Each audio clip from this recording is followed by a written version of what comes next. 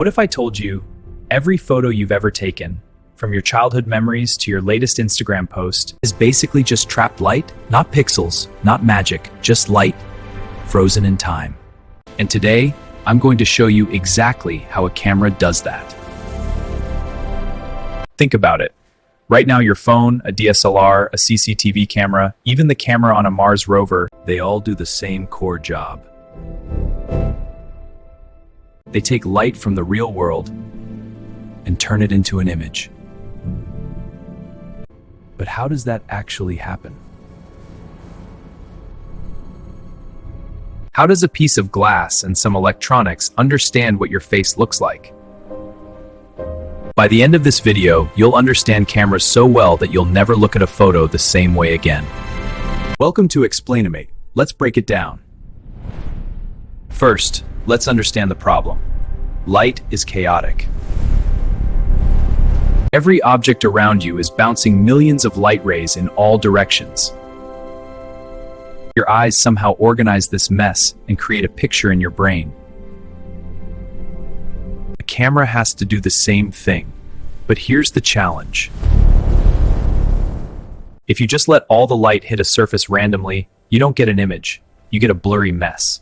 So a camera needs a way to 1. Collect light, 2. Control it, 3. Focus it, and finally record it. That's the entire mission of a camera. The first major component of any camera is the lens. The lens is just specially shaped glass.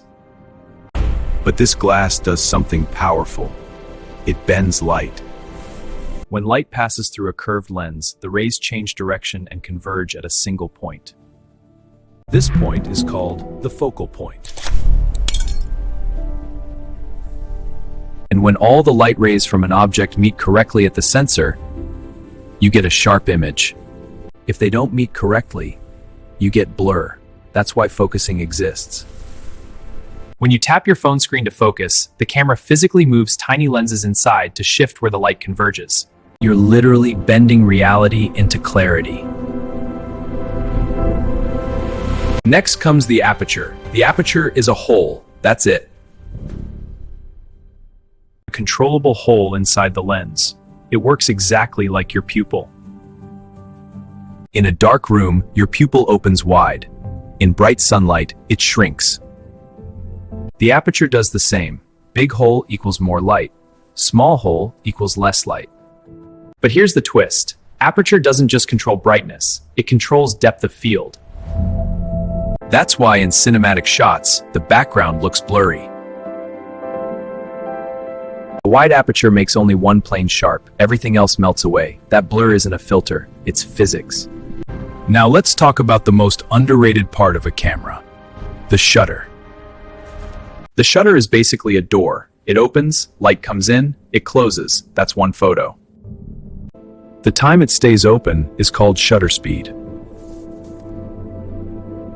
1 second, a lot of light. 1,000th of a second, barely any. This is how cameras control time. Fast shutter, you freeze motion. Slow shutter, you capture motion trails. That silky waterfall effect, that's just light moving while the shutter stays open. You're not taking a photo. You're recording time. Now comes the most important part, the sensor. This is where magic becomes math. The sensor is a grid of millions of tiny squares called pixels. Each pixel is a light detector. When light hits it, it generates an electrical signal. More light equals stronger signal. Less light equals weaker signal. That's it. No colors, no image, just numbers. So how do we get color? Each pixel has a tiny color filter on top, red, green, or blue. This is called the Bayer filter. Your camera combines these signals and reconstructs full color for every pixel. The image you see is literally a giant spreadsheet of light values.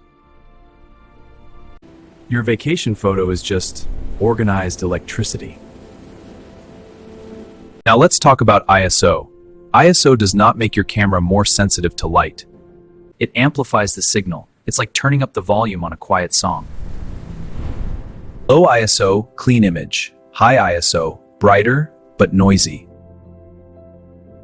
That grain you see in dark photos, that's electrical noise. Not artistic, not cinematic, just the camera guessing. Old film cameras didn't use sensors, they used chemicals. Light hit the film and permanently changed its structure. Digital cameras do the same thing but with electrons instead of chemicals. Film stores reality physically, digital stores reality numerically. Both are just light traps, different storage methods, same physics. Everything we talked about boils down to three things: aperture, how much light; shutter, how long; ISO, how strong. This is called the exposure triangle. Every good photo is just a balance between these three. Too much light, reduce aperture or shutter. Too dark, increase ISO or time. Photography isn't art first, it's controlled physics. Here's the crazy part. When you take a photo, you're not capturing objects, you're capturing photons. Tiny particles that left the sun, bounced off reality, and died inside your camera sensor. Every photo is literally a fossil of light. And if you enjoyed freezing light with me today, then make sure you hit the like button. It tells YouTube that learning is cool again. subscribe to Xplainimate for more mind-bending explainers, and comment below what you want us to break down next. Because the world is complicated, and we're here to explainimate it.